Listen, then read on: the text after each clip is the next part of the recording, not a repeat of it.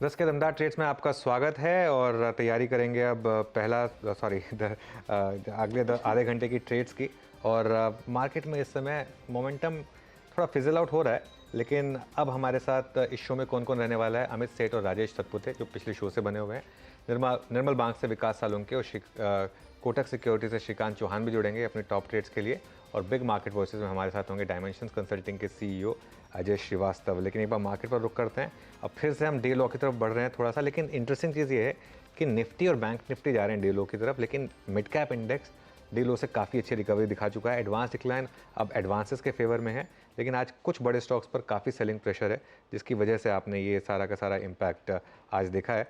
Oil marketing companies, paint, aviation, ये stocks जो हैं अभी भी ग्रीन में हैं, लेकिन प्रेशर है Hindustan Unilever, ICICI bank, Larsen and Toubro और आईटीसी जैसे शेयरों की वजह से। हर्षदा जी हाँ, तो ये फिलहाल एक मिक्स्ड बैग है, कुछ हरा कुछ लाल देखने को मिल रहा है। कंसोलिडेट कर रहा है मार्केट इस समय, ये कहना ज़्यादा बेहतर होगा। चलिए हमारे जानकार जो हमारे साथ हैं उनसे अब फ्रेश ट्रेड्स क्या बन रहे हैं ये लेना शुरू करते हैं। अमित सेठ हमारे साथ बने हुए हैं और साथ ही साथ श्रीकांत चौहान जुड़ गए, राजेश सातपुते हैं और विकास सालुंखे भी आ चुके हैं कार्यक्रम में। आप सभी का एक बार फिर स्वागत है। श्रीकांत बताइए, आज थोड़ी सी मुनाफा वसूली इंडेक्स में, लेकिन स्टॉक स्पेसिफिकली मौका कहाँ तेजी का दिखाया आपको? गुड मॉर्निंग अनुज, गुड मॉर्निंग अर्षदा। तो देखिए, बिल्कुल आज थोड़ा सा ऐसे लग रहा है कि मार्केट कंसोलिडेट कर सकता है, क्योंकि काफी अच्छी रैली हमने देख ली है। मुझे लगता है कि शायद मार्केट अभी 21,000 और 20,700 के रेंज में ट्रेड करते हुए नजर आएगा, लेकिन stock specific momentum, stock specific activity बिल्कुल बनी रहेगी। करंट लेवल से मुझे लगता है कि इंडस टावर यहाँ पे अच्छा खासा एक शॉर्ट टर्म बुलिश फॉर्मेशन बन रहा है। करंट लेवल से ये स्टॉक वापस से एक बार 195 197 के लेवल्स दिखा सकता है। करंट लेवल से इसे लॉन्ग करें 190 around with stop loss at 187.50, तो 2-2.5 रुपए का स्टॉप लॉस रखें। और साथ ही साथ मुझे लगता है कि यहाँ पे अगर किसी और स्टॉक में अगर मोमेंटम देखना है तो करंट लेवल से गेल गैस अथॉरिटी को लॉन्ग किया जा सकता है, जो अराउंड 140 141 के करीब है। पिछले 2-3 दिनों से इसमें एक पॉज सॉर्ट ऑफ एक्टिविटी बनी है, लेकिन इसके बाद की रैली में ये स्टॉक 150 153 के लेवल्स दिखा सकता है। तो गेल को भी लॉन्ग करके चले और स्टॉप लॉस यहाँ पे रखें समवेयर क्लोज टू 137। ओके, तो गेल और साथ ही साथ इंडस टावर में देखिए करीब 2-2.5% की तेजी है। 197 के टारगेट के लिए एक मौका और गेल 150 की तरफ बढ़ेगा। श्रीकांत को भरोसा है, ये 2 बाय आइडियाज आपके लिए उन्होंने आइडेंटिफाई किए हैं। विकास, गुड मॉर्निंग, बताइए आपका ट्रेड। गुड मॉर्निंग हर्षद जी। पहला मेरा रहेगा ग्लैनमार्क फार्मा। यहाँ पे मुझे लगता है एक अच्छा मोमेंटम कैरी करते हुए देखने मिला। कल भी हमने देखा था, एक पॉजिटिव रुझान देखने मिला था। आज भी इंट्राडे में मुझे लगता है कि अच्छा अपमूव यहाँ पे देखने मिल सकता है। ऊपर में 842 के टारगेट अभी भी इंटैक्ट रख सकते हैं। एक अच्छा पॉजिटिव मोमेंटम देखने मिलेगा इस काउंटर में। नीचे में स्टॉप लॉस आज का डे लो 803 के आसपास का स्टॉप लॉस यहाँ पे लगा के इसको बाय करना चाहिए। दूसरा मेरा रहेगा Godrej property. Godrej property weekly chart पे अभी भी एक अच्छा चार्ट पैटर्न यहाँ पे कंटिन्यू करते हुए देखने मिल रहा है, और जो लॉन्ग टर्म मूविंग एवरेज उसके ऊपर भी अच्छे खासे सस्टेन करते हुए देखने मिल रहा है। तो गोदरेज प्रॉपर्टी यहाँ पे बाय करना है। 2040 के आसपास के टारगेट यहाँ पे ऊपर की तरफ देखने मिल सकते हैं। नीचे में 1900 के आसपास का एक स्टॉप लॉस यहाँ पे लगा के गोदरेज प्रॉपर्टी को यहाँ पे बाय करना है। ओके, गोदरेज प्रॉपर्टीज़ यहाँ पर बाय करना है आपको। चलिए अमित जी, आप क्या ट्रेड ले रहे हैं इस समय 10 के दमदार ट्रेड्स में? जी अनु जी, पहला ट्रेड रहेगा आयशा मोटर्स। स्ट्रक्चर काफी पॉजिटिव है। इसमें एक हम पुल बैक देख रहे हैं, पुल बैक के बाद एक स्ट्रॉन्ग बुलिश कैंडल है। शॉर्ट टर्म मोमेंटम यहाँ पे काफी अच्छा लगता है। 4122 इसका प्राइस है। टारगेट्स लगभग रहेंगे 4220 के और स्टॉप लॉस रहेगा 4050 का। सेकेंड स्टॉक जो पसंद आ रहा है that is from pharma. Pharma में लुपिन कंटिन्यूसली एक अप ट्रेंड में है, और जब जब हमने देखा ये 10 और 20 डेमा के आसपास आता है तो एक वहां से वापस एक कंफर्मेशन देता है, जो कि अभी फिर ये कर रहा है विद स्ट्रॉन्ग बुलिश कैंडल। 1265 इसके प्राइस है। टारगेट्स रहेंगे लगभग 1300 के और स्टॉप लॉस रहेगा 1245 रुपीज का। ओके, चलिए ये हो गई अमित जी के पिक्स। राजेश जी, आपकी पिक्स इस समय की? अनुज जी, देखिए 2 काउंटर्स रडार पे है। उसमें से एक रहेगा विप्रो एंड सेकंड रहेगा एचडीएफसी बैंक। मेरे हिसाब से ये दोनों अपने इंपॉर्टेंट लेवल्स पे खड़े हैं। एक प्रॉफिट बुकिंग था जो एक्सपेक्ट कर रहा था, मुझे लगता है प्रॉफिट बुकिंग के बाद यहाँ पे स्ट्रेंथ दिखेगी। विप्रो का मेरा टारगेट है 435 का, बाय करे, स्टॉप लॉस रखे 415 का।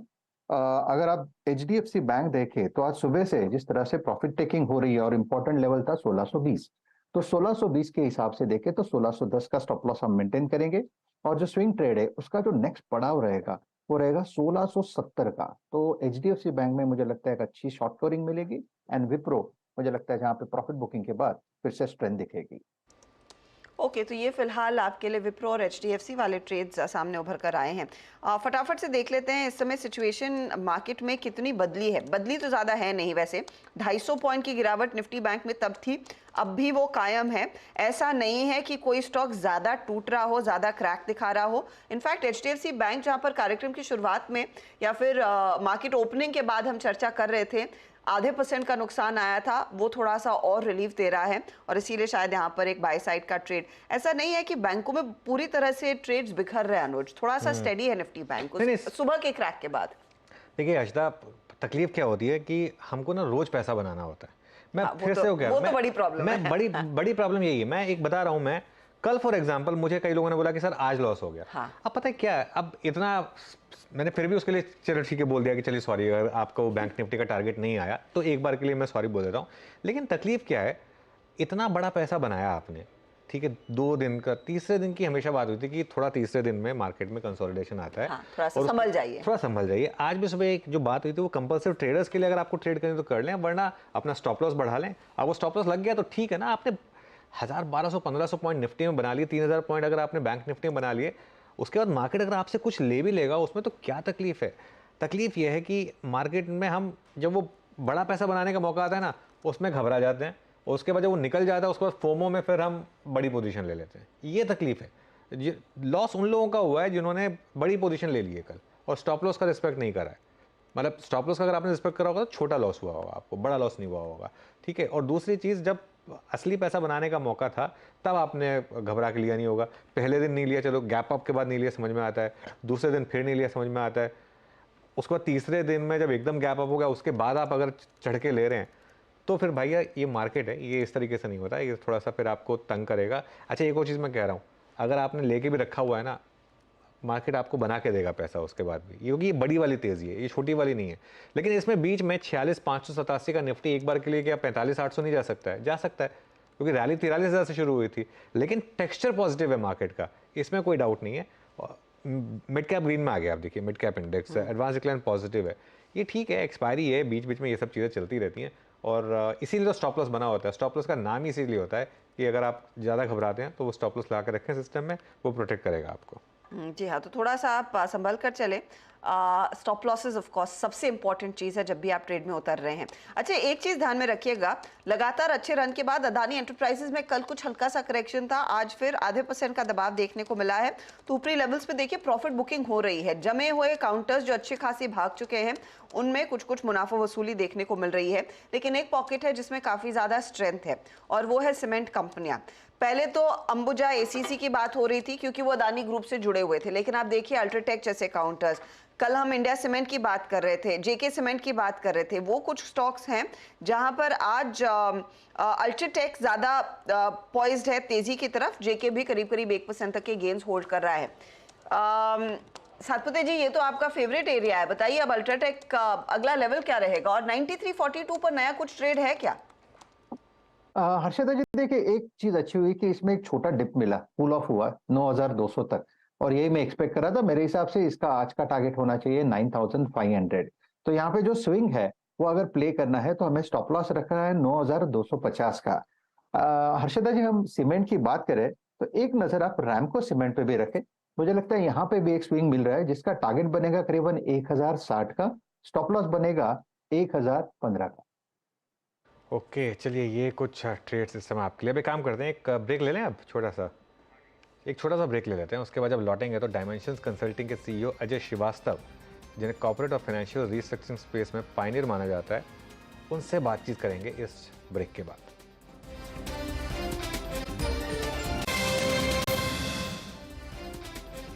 Welcome back. Big market voices में अब हमारे साथ जुड़े हैं अजय श्रीवास्तव, डायमेंशंस कंसल्टिंग के सीईओ। और अजय श्रीवास्तव ने पीजीडीएम किया था, मतलब एमबीए आईआईएम बैंगलोर से, और उसके बाद सिटी बैंक में काम किया था। और सिटी बैंक, वो जो उस समय का सिटी बैंक है, वो एक एंटरप्रेन्योरशिप की फैक्ट्री थी, वहाँ से बहुत सारे एंटरप्रेन्योर्स निकले। अजय जी भी उनमें से एक थे और उन्होंने 1995 में डायमेंशंस की शुरुआत की और काफ़ी इन्होंने नाम कमाया है कैपिटल मार्केट्स में और कॉर्पोरेट्स में भी। अजय जी गुड मॉर्निंग, बहुत बहुत शुक्रिया गुड मॉर्निंग जी, हमारे साथ जुड़ने के लिए। तो मार्केट ने एक व्यू लिया कि सेमीफाइनल तो जीत ही लिया और क्रिकेट टीम की तरह नहीं, मोदी जी शायद फाइनल भी जीतेंगे और इसके लिए 3 दिन में शायद मार्केट ने 3 महीने की रैली पूरी कर दी। अब क्या करना है मार्केट में? देखिए आपको अब करना बड़ा सिंपल है कि जो आपको थोड़ा सा प्रॉफिट बुक करना है, थोड़ा सा कैश में लेके जाना है और आपको इंतजार करना है। मार्केट जितना भी बुल मार्केट देखेंगे उसमें आपको करेक्शन मिलेगी, आपको फिर से एंट्री करनी है या ऐड करना है अपने पोर्टफोलियो चेंज करने की कोई जरूरत नहीं है। सेम थीम्स चल रही हैं, ओवरहीटेड मार्केट में लेके थोड़ा सा आप परेशान भी हो सकते हैं, तो इसलिए पेशेंस भी रिक्वायर्ड है इस मार्केट के अंदर में। मोस्ट इन्वेस्टर्स सारे इन्वेस्टेड हैं काफी हद तक, उस पर प्रॉफिट आ रहा है, पर थोड़ा कैश तो लेना बहुत जरूरी है इसके अंदर में, बिकॉज कोई भी मार्केट जब इतनी तेजी से देती है आपको रिटर्न तो थोड़ा सा आपको करेक्शन भी देगी, रीजन कहीं से भी आ सकता है। मार्केट फंडामेंटल स्ट्रांग है, ऑयल प्राइसेस लो है दिस पॉइंट ऑफ टाइम, सबसे लो हो गई ऑयल प्राइसेस, उसका बेनिफिट हमको जरूर मिलेगा अगले 3-4 महीने में। बट पॉलिसीज जो है इंडिया की वो आपको न देखनी पड़ेंगी, जैसे आपने देखा कि शुगर का मेल्टडाउन, गवर्नमेंट ने एक चेंज किया पॉलिसी को, जो उन्होंने इनकरेज किया था टिल लास्ट ईयर कि आप उसमें इथेनॉल बनाइए, आज उन्होंने डिक्लेयर कर दिया कि ऑयल मार्केटिंग कंपनी इथेनॉल नहीं लेंगे शुगर प्राइस को कंट्रोल करने के लिए, और आपने देखा शुगर कंपनी में क्या हुआ। तो उसको मद्देनजर देखते हुए आपको गवर्नमेंट पॉलिसी डिसीजंस वाली कंपनी में रिलेटेड में प्रॉफिट बुक करना ही चाहिए काफी हद तक। आपने देखा एनबीएफसी भी सेम सिचुएशन में आ गए हैं आरबीआई के कंट्रोल के अंदर में, आपने देखा पेटीएम में क्या हुआ है। तो नो मैटर जो भी हो जाए मार्केट में, जो बैंक में कैश आ गया वही रियलिटी है, बाकी पेपर मनी है। तो यस मार्केट में डटे रहिए, लेकिन प्रॉफिट बुक करना थोड़ा सा बहुत लाजमी है। ओके, बहुत लाजमी है। अच्छा, एक्चुअली वो शुगर वाली न्यूज़ अभी कंफर्म हुई नहीं है अजय जी, तो उसमें थोड़ा सा अभी भी डाउट चल रहा है, तो वो कंफर्म कराने की कोशिश कर रहे हैं, शायद वो ना हो ऐसा।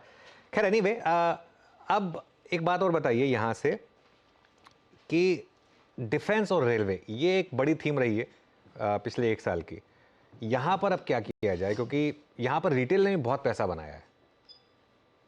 देखिए डटे रहिए, इसमें बेचने की कोई जरूरत नहीं है, एंड इसलिए कह रहा हूँ बेचने की जरूरत नहीं है बिकॉज कंपनियां 6-7 कंपनियां टोटल हैं इस पूरे दोनों सेक्टर में मिला के, काफी हद तक पीएसयू कंपनीज भी हैं, डिफेंस के खासकर पीएसयू कंपनीज हैं। तो उसमें कोई नई कंपनी या बड़ी कंपनी इस टाइम पे नहीं आ रही है जो मार्केट में। तो आपके पास जितने भी फंड आए हैं, जैसा आपने देखा होगा एचडीएफसी ने एक फंड रखा हुआ डिफेंस का, जिसमें सिर्फ एसआईपी अलाउ किया है, बल्क परचेज अलाउ नहीं किया ना। जो एक्यूमुलेशन आएगा पैसा वो इन्हीं कंपनियों में आएगा। तो फंडामेंटल्स अपार्ट, इन कंपनी को जो डिमांड सप्लाई ट्रैक्शन है शेयर्स का वो काफी पॉजिटिव है। और विद द गवर्नमेंट की made in India policy, hopefully next 5 साल में जैसे अपने कहा सरकार अगर सेम रहेगी तो वो पॉलिसी कंटिन्यू करेगी, उसको मद्देनजर रखते हुए इसमें सेल नहीं बनता इस समय भी, क्योंकि वैल्यूएशन हाई है, रिच है। बट मैं यही कहूंगा कि अगर कोई करेक्शन आती है तो आप और ले लीजिए, स्टॉक को रखे रहिए, बिकॉज रिक्वायरमेंट ऑफ डिफेंस बढ़ती ही जा रही है इंडिया के अंदर में और ग्लोबली। आपने सारी कंपनियां बेहतरीन काम कर रही हैं ग्लोबली में, और India is the 3rd largest defence spender, उसमें कोई बड़ी बात नहीं है, सबको पता है नंबर। तो उसको डिमांड देखते हुए और जो लिमिटेड सप्लाई ऑफ कंपनी देखते हुए आपको कोई जरूरत नहीं है इन कंपनियों को बेचने के लिए। आई थिंक आप इसमें डटे रहिए, इसमें करेक्शन पे खरीदिए, और इस थीम को आई थिंक अगले 5 साल तक चलेगी, बिकॉज अगर ये सरकार कंटिन्यू होती है, जो लाइकली है होना है, तो ये थीम का कंटिन्यूएशन बहुत जरूरी है। और अभी रेलवे में तो शुरू भी नहीं हुआ कुछ भी, आपने देखा होगा न्यूज आई थी कवच की, कि कवच तो अभी शुरू भी नहीं हुआ है। जब तक वो पूरे इंडियन रेलवे में पहुंचेगा, समझ लीजिए कि ये 6-7 कंपनियां कहां तक अपना बिजनेस एक्सपेंशन करेंगी, कोई रीजन नहीं है। और इसमें कई एमएनसी भी हैं आपके पास में जो आप खरीद सकते हैं, तो कोई रीजन नहीं है बेचने का, रीजन एक ही है करेक्शन पे खरीदने का। ओके, तो करेक्शन पर खरीदने का मौका है, तो इन स्टॉक्स में अभी भी कायम रहिए, तेजी की पोजीशंस में बने रहिए।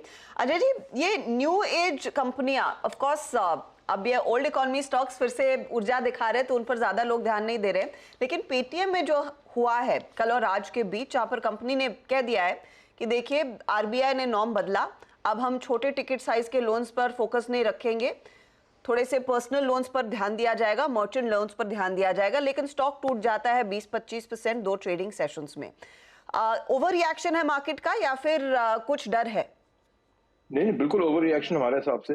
देखिए हम तो बोलेंगे, अनुज जी को बता रहे थे कि हम जैसा ओल्ड एज आदमी का ऑलमोस्ट 33% न्यू एज कंपनीज में आज की तारीख में इन्वेस्टेड है। ओके, सो हमारी बिलीफ ये है कि जो ये कंपनियां हैं ये आपको देखिए, मार्केट में गवर्नमेंट पॉलिसी में चेंजेस होंगे, मार्केट में रिएक्शंस होंगे, और यही चांसेस हैं आपको जो आपको मिलने के, प्रॉफिट कमाने के चांसेस हैं। उड़ती हुई मार्केट में आप अगर प्लेन को बोर्ड करेंगे, बड़ा मुश्किल है। प्लेन को बोर्ड करने के लिए आपको एयरपोर्ट ही जाना पड़ेगा बोर्ड करने के लिए। उस हिसाब से जब आपको करेक्शन मिलती है, मे बी 650 होता है, मे बी, मैं ये नहीं कह रहा हूँ रिकमेंडेशन में हम दे नहीं सकते, तो खरीदेंगे नहीं, बट अगर आपको चांस मिलता है, आपको समझ है कि ये बिजनेस मॉडल लॉन्ग टर्म है इस कंट्री के लिए और मोनोपोली है बिजनेस मॉडल पे, तो उस कंपनियों में खरीदने में कोई प्रॉब्लम नहीं है। हर करेक्शन पे, ऐसे करेक्शन पे आपको मिलता है। आपने देखा है अडानी ग्रुप स्टॉक में जो करेक्शन आया, जिस रीजन के लिए भी आया, उस पे जिन्होंने लिया उसकी रिटर्न क्या जबरदस्त आई है रिटर्न। तो हाई पे रिटर्न बनाना बड़ा मुश्किल है। करेक्शन और लो पे वेट करिए, यही पे टाइम है खरीदने का। And I think before the programme Anuj ji बोल रहे थे कि जब जब कमिटमेंट का टाइम होता है तब हम घबरा जाते हैं, और जब मार्केट बहुत उछाल दे देती है तब हम उसके पीछे चेस करने जाते हैं। तो मेरे हिसाब से न्यू एज कंपनी का तो पैराडाइम है, आपको रखना है इन स्टॉक्स को, लॉन्ग टर्म रखना है, करेक्शन को यूज करिए, और हर कंपनी करेक्ट होती है। आप देख लीजिएगा, अभी पीछे जोमेटो भी करेक्ट हुआ, ये पेटीएम भी करेक्ट हुआ, वापस आ गए। तो इसलिए रिकमेंडेशन कोई नहीं है, बट अगर आपके पोर्टफोलियो में न्यू एज स्टॉक नहीं है तो आप फिर फ्यूचर के से आप उल्टा चल रहे हैं। आप पास्ट में रह के अगर आपने वही पुरानी कंपनियों में इन्वेस्टमेंट किया है तो वो पास्ट है इंडिया का, वो वर्ल्ड का पास्ट है। नई कंपनियों में जाइए, डटिए और करेक्शन को यूज करिए। मेरे हिसाब से उसमें कोई घबराने की बात नहीं है। अगर आपको बिजनेस मॉडल पसंद है तो उसमें कमिट करिए इसको। तो इन सारी थीम्स में सबसे बढ़िया बिजनेस मॉडल आपको किसका लगता है न्यू एज इकोनॉमी में? जोमैटो एंड द लाइक्स का या फिर पेटीएम जैसे प्लेयर्स का? देखिए, सबका अलग अलग अपना एक एरिया है, बट ये जरूर कह सकते हैं कि जैसे फूड डिलीवरी कंपनी है, एक लिस्टेड एक अनलिस्टेड कंपनी है, उनके पास में जो मोनोपोली बन गई है उसको तोड़ना बड़ा मुश्किल होगा। और खासकर ये कंपनियां धीरे धीरे एडवर्टाइजिंग मॉडल पे, जैसे गूगल है, चले जाएंगी। जैसे अमेरिकन कंपनी है डिलीवरी की, उनकी सारी वैल्यूएशन आती है एडवर्टाइजिंग मॉडल से, बिकॉज उनके पास जो एक्सेस है कंज्यूमर्स का, वो top quality young gen Z, gen Y, gen Z, what कह लीजिए, सबका एक्सेस है जो उनको पर डेली उनके साइट पे आते हैं।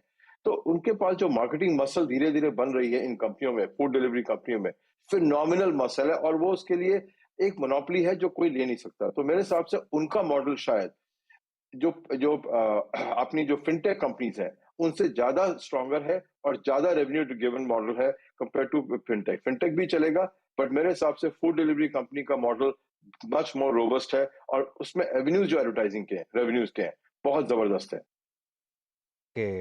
अच्छा, अजय जी, आपका एक अर्स्टवाइल फेवरेट, शायद अभी भी फेवरेट है, हालांकि आप उनकी मैनेजमेंट से थोड़े नाराज़ थे, पीवीआर बहुत चला उसके बाद, और अब मूवीज़ भी वापस ब्लॉकबस्टर होने लगी हैं, और इस साल 4 ब्लॉकबस्टर आ गई, जो मतलब ऑल टाइम, चारों ने ऑल टाइम हाई रिकॉर्ड बना दिया। पठान ने स्टार्ट किया, फिर गदर ने उसको तोड़ा, उसके बाद जवान ने उसको तोड़ा, और अब कुछ लोग कह रहे हैं शायद एनिमल उसको भी तोड़ दे।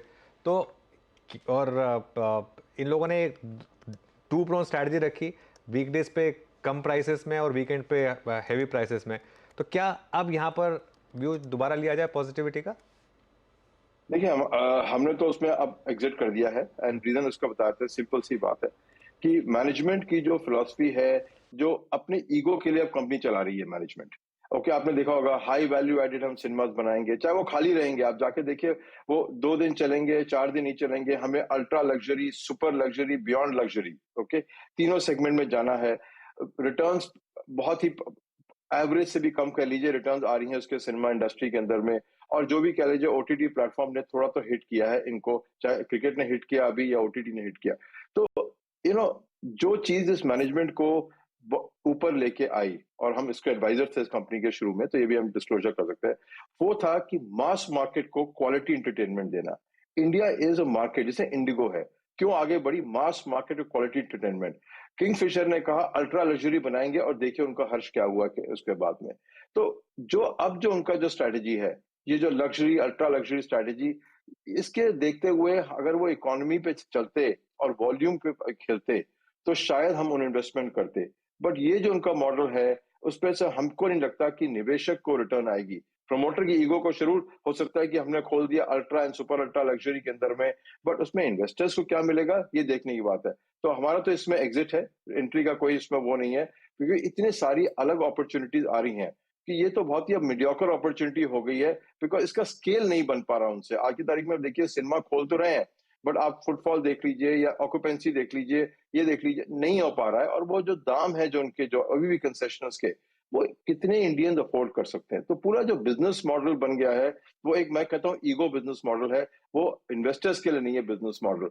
हो सकता है शेयर प्राइस बहुत बढ़िया करे, हो भी सकता है, बट हमारे पास इतनी ज्यादा अपॉर्चुनिटीज आज की तारीख में, उनसे अच्छी और बेहतर कि वहां पे एलोकेशन करना हमको तो नहीं लगता कोई रीजन है, अनलेस कोई कंपनी स्ट्रेटजी चेंज करती है तब यस। अगर वो इंडिगो की तरीके से चलती है, आंसर इज यस। अगर उसको किंगफिशर की तरीके से चलना है तो फिर अलग उसका बेस है, मे बी वो रिटर्न देगी मार्केट में, क्या करेगी, बट हम नहीं इन्वेस्ट करेंगे ऐसी कंपनियों में। लेकिन अजय, ये प्रीमियमाइजेशन का ट्रेंड तो मार्केट में है। आप ऑटो कंपनियां देखिए, आप एफएमसीजी प्रोडक्ट्स देखिए, एफएमसीजी में प्रीमियम प्रोडक्ट्स बिक रहे हैं, जूतों में प्रीमियम जूते बिक रहे हैं।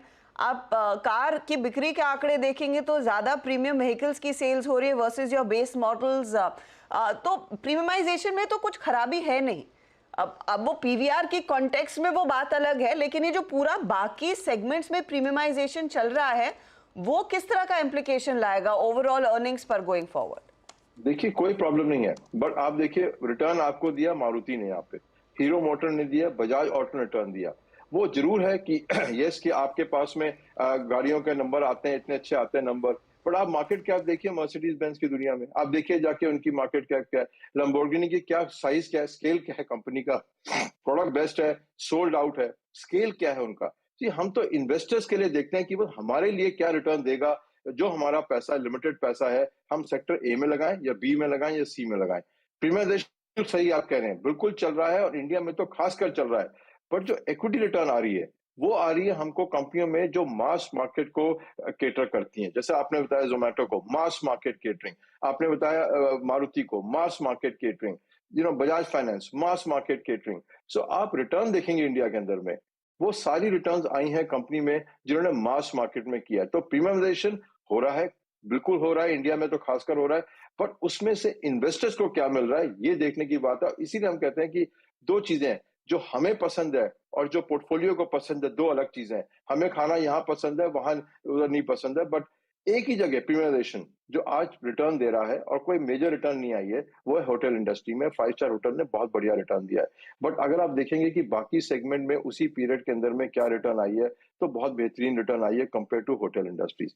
तो प्रीमियमाइजेशन यस, बट हमने नहीं देखा कि इंडिया में इन्वेस्टर पोर्टफोलियो के लिए मास मार्केट का जो बेनिफिट मिला है वो इन्वेस्टर्स को मिला है उन कंपनियों के अंदर में, compare to premium quote unquote model. और आई विश देम वेल कि उनका मॉडल चले, बट हमने नहीं देखा दुनिया के अंदर में किसी भी कंपनी ने जो एक्स्ट्रा ऑर्डिनरी प्रॉफिट कमाया हो प्योर प्रीमियम के अंदर में। एक ही कंपनी LVMH, बस उसके अलावा दूसरी कंपनी कोई नहीं है।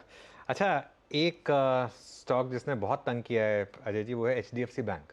अब ऑब्वियसली थोड़ा सा एक्सपेक्ट यही होता है कि अगर FIs आएंगे तभी चलेगा ये स्टॉक, और FIs तो लगातार सेलिंग स्पीड पर रहे हैं पिछले एक हफ्ते को छोड़कर। लेकिन अब यहाँ पर क्या पेशेंस रखें या निकल जाएं? देखिए आपको पेशेंस नहीं पड़ेगी, बिकॉज ये जो स्टॉक जो हिट हुआ है, इसको हिट हुआ है क्योंकि आपने HDFC बैंक के शेयर होल्डर ने HDFC के शेयर होल्डर्स को एक मेजर बेल आउट दिया, जिसका कोई रीजन नहीं था, बट जो भी हुआ सो हुआ। उसका जो बेल आउट की कॉस्ट है वो आज ये शेयर होल्डर आज उसको उठा रहा है आज की तारीख में। कंपनी में कोई प्रॉब्लम नहीं है, इशू बैंक में कोई इशू नहीं है, ग्रोथ होगी, धीरे धीरे ग्रोथ होगी, बट वो जो कॉस्ट उठाई है इन्होंने इक्विटी डाइल्यूशन की एक हाउसिंग फाइनेंस कंपनी लेने के लिए, वो बहुत भारी पड़ रही है इस कंपनी पे। जी अनुज जी, फिर वही इन्वेस्टर्स की वही डिलेमा है। ये शेयर शायद चलेगा, मेरे हिसाब से चलना चाहिए, बट यही है कि इस मार्केट के अंदर में जो हमारी जो थ्रेशोल्ड कॉस्ट है रिटर्न की, वो 15 से 20% एनुअलाइज मिनिमम है, बिकॉज डेट में हम 12 से 13% कमा रहे हैं, तो इक्विटी में हमको कम से कम 18-20% कमाना ही पड़ेगा। और उसके लिए फिर अगर HDFC बैंक जैसे स्टॉक्स पे अगर रिलायंस रखेंगे ज्यादा हम लोग, तो वो प्रॉब्लम क्रिएट कर रहा है। स्टॉक में प्रॉब्लम नहीं है, प्रॉब्लम यह है कि रिलेटिव टू मार्केट ये कितना चलेगा, क्या रिटर्न देगा, और उसके लिए हमारे थ्रेशोल्ड को मीट करेगा नहीं करेगा। वहां पे शायद इस स्टॉक में प्रॉब्लम है कि ये शायद FI के लिए ठीक है ये स्टॉक है, बट रिटेल के लिए, इन्वेस्टर्स के लिए, एचएनआईज के लिए इतनी ज्यादा अपॉर्चुनिटी, आप देख कितने आईपीओ आ रहे हैं अनुज जी मार्केट में, कितनी नई कंपनी आई है, कितना ट्रैक्शन आ रहा है मार्केट के अंदर। तो उस एनवायरनमेंट में, जो ये इतना थ्रॉबिंग एनवायरनमेंट है, वहां पे आप क्यों एचडीएफसी बैंक रखेंगे? सेफ एनवायरनमेंट में अगर बहुत वॉलेटिलिटी है, बहुत रिस्क आ गया है मार्केट में, तो शायद आप ग्रेविटेट करेंगे यहाँ पे, बट शेयर में कोई प्रॉब्लम नहीं है। बट मार्केट की अपॉर्चुनिटी देखते हुए इससे एक्स्ट्रा रिटर्न अल्फा लेना बड़ा मुश्किल है। तो उस हिसाब से बहुत महंगी उठाई है इन्होंने बेल आउट की कॉस्ट, और वो चली जा रही है आज की तारीख में। अब यहाँ से आगे अच्छा पैसा क्या capital goods, engineering and the likes में बनने के आसार हैं अजय? देखिए, अच्छा पैसा की डेफिनेशन क्या है ये मैं नहीं जानता हूं, बट ये जरूर जानता हूं कि सेफ पैसे की डेफिनेशन है कि अगर ये सेक्टर, जैसे सरकार अगले 5 साल और चलेगी, तो ये सेक्टर सेफ है, बिकॉज इनमें ट्रैक्शन है गवर्नमेंट ऑर्डर्स का, और वहां पेमेंट भी आती है, और गवर्नमेंट में कोई कमी नहीं है। अगर आपने 10 लाख करोड़ का इस साल कैपेक्स बजट था, अगर वो कम से कम 2-3 साल में 20 या 30 लाख हो जाता है, तो आप समझ लीजिए कि इन कंपनियों के ग्रोथ रेट 20-25% तो गारंटीड है। महंगी है कंपनियां, सब 60 के ऊपर पे पी पे चल रही हैं आज की तारीख में सारी, बट फायदा दो ही है, कोई इक्विटी डाइल्यूशन नहीं है, कोई डेट नहीं है, और पाथ ऑफ ऑर्डर बहुत क्लियर है कि इनको ऑर्डर मिलते ही रहेंगे। और खासकर नए सेगमेंट, स्मार्ट मोबिलिटी, रेलवे के अंदर में, लोकोमोटिव्स के अंदर में, इनकी ऑलमोस्ट कई एमएनसीज की तो ऑलमोस्ट 60-70% शेयर है इस इंडस्ट्री के अंदर में। उस हिसाब को देखते हुए, मद्देनजर देखते हुए, कैपेक्स सेफ बेट है आपके पास में, करेक्शन पे ले लीजिए और रखे रहिए इस शेयर को। अनफॉर्चुनेटली ये आपको अगले सवेरे ये 15% रिटर्न नहीं देंगे, बट आप 3 साल बाद देखेंगे बहुत बेहतरीन रिटर्न देगा, और रिस्क भी आपको कम लेना पड़ेगा इन स्टॉक में। तो कैपिटल गुड्स, खासकर एमएनसी कैपिटल गुड स्टॉक्स, निहाल सबसे बहुत बढ़िया चॉइस है अपने सेफ पोर्टफोलियो के लिए। अजय जी, बहुत बहुत शुक्रिया आज हमारे साथ जुड़ने के लिए और एज यूजुअल थैंक यू अनुज जी। बात करने के लिए। तो चलिए, ये बात हो गई अजय जी से। अब मार्केट इस समय डे लो